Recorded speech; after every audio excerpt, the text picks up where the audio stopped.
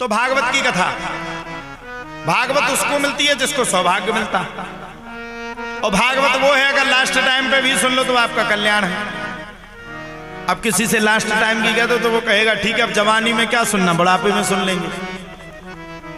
Last time मतलब जब आपको संसार में कहीं भी सहारा ना मिले, कहीं भी इस संसार में आपको कहीं भी सहारा ना मिले, भगवान कह रहे हैं अगर अंतिम क्षण में, अंतिम पल में, अंतिम समय में भी अगर आप मेरी कथा सुन लो तो आपका कल्याण हो जाएगा। कैसे? कल आप सबने कथा के माध्यम से सुना होगा, अहम भ्राता तुदीयोष धुंधकारित नामतः सुखियेनेव दोषेणो ब्रह्मत्वं नासितं मयः।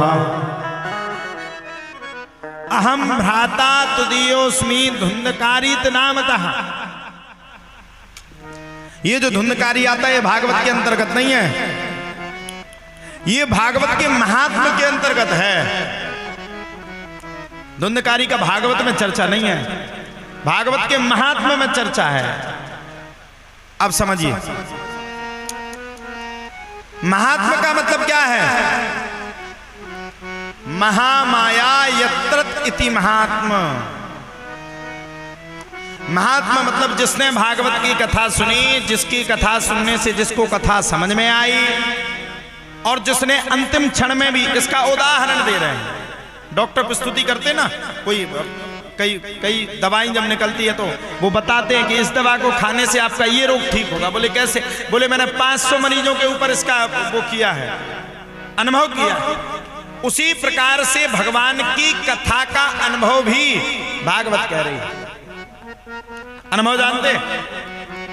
अनुभव का मतलब ये अनुभव स्वयं किसने किया?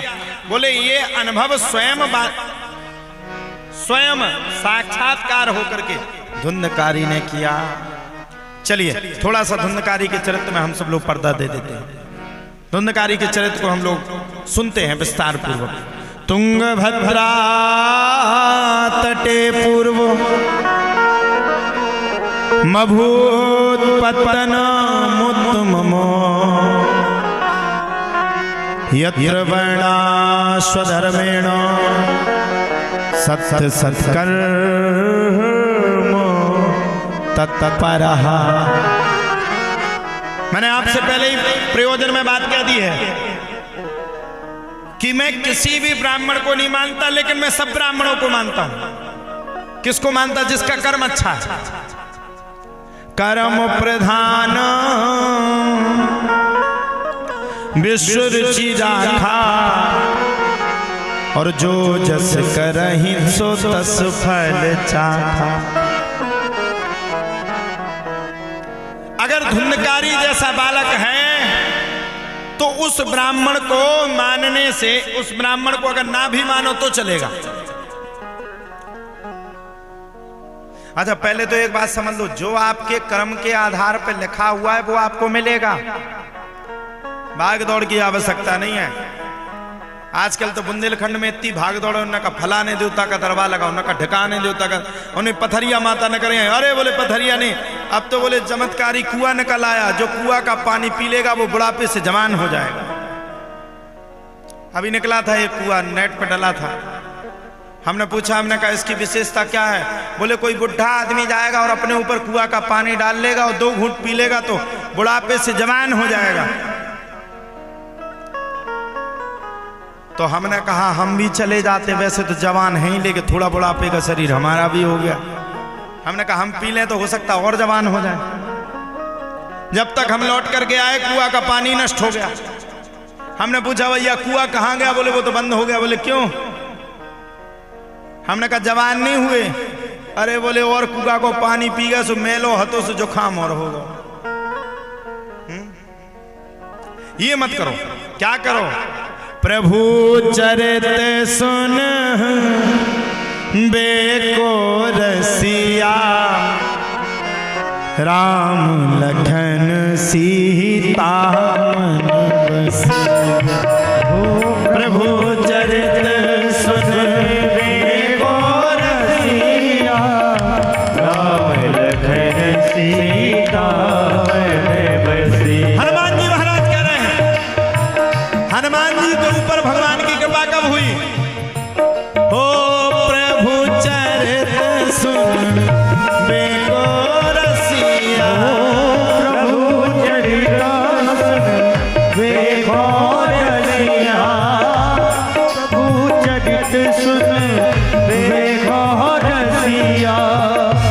राम लखन सीता मन बसिया। हो प्रभु चरित सुन बेको रसिया। प्रभु चरित सुन बेको रसिया। राम लखन सीता मन बसिया। राम लखन सीता मन बसिया। राम लखन सीता मन बसिया। हनुमान जी राम जी की क्यों प्रिय है पता है? नहीं पता। हनुमान जी राम जी को क्यों प्रिय है? क्यों? हनुमान जी ने अपने जीवन में जो भी किया वो कभी ये नहीं कहा कि मैंने किया। और आप लोग कोरोना के टाइम पे जब लॉकडाउन लग गया तो लोगों ने क्या किया? 5 रुपया का सेवफल बांट रहे, 50 आदमी हाथ लगाए हुए फोटो खींच करके फेसबुक पे डाल रहा है। आज लोगों को सेवफल बांटते हुए हनुमान जी ने अपने जीवन काल में जितना भी विविध प्रकार का कार्य किया वो क्या कहा? इस सब का प्रताप स्वयं भगवान को जाता है। हनुमान जी ने कहा है। हनुमान जी जब लंका को लांग करके आए तब सबरे खड़े हुए थे, बोले वाह हनुमान देखो तो तुमने इतनी बड़ी लंका को लांग दिया। हनुमान जी बोले मैंने कुछ नहीं किया, मैंने कोई लंका को नहीं लांघा, मैं कुछ करके नहीं आया। अरे बोले कौन करके आया? 100 योजन के समुद्र को लांग करके आया।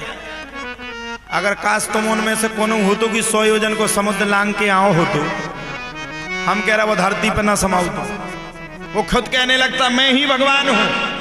हनुमान जी ने क्या कहा? बोले मैंने कुछ नहीं किया, ये तो सब प्रताप भगवान का है। बोले कैसे? बोले मेरे हाथ में कुछ नहीं था, मुझे तो पता ही नहीं चला मैं कब पहुंच गया। हनुमान चालीसा में लिखा प्रभु मुद्रिका मिली मुख माही। अरे मैंने तो भगवान ने जो मुद्रिका दी थी उसको मुख में रख लिया। प्रभु मुद्रिका मिली मुख माही। जलधि लांघ गए अचरज नहाही। जलधि लांघ गए अचरज नहाही। बाबा कह रहे हैं, हनुमान जी कह रहे हैं, हनुमान जी का वक्तव्य आया भगवान की दी हुई मुद्रिका को जब मैंने मुख में रखा तो जलधि लांघ गए अचरज नाही। मुझे तो पता ही नहीं चला मैं कब लंका में पहुंच गया। यह हनुमान जी का वाक्य और यही वाक्य हमारा होना चाहिए।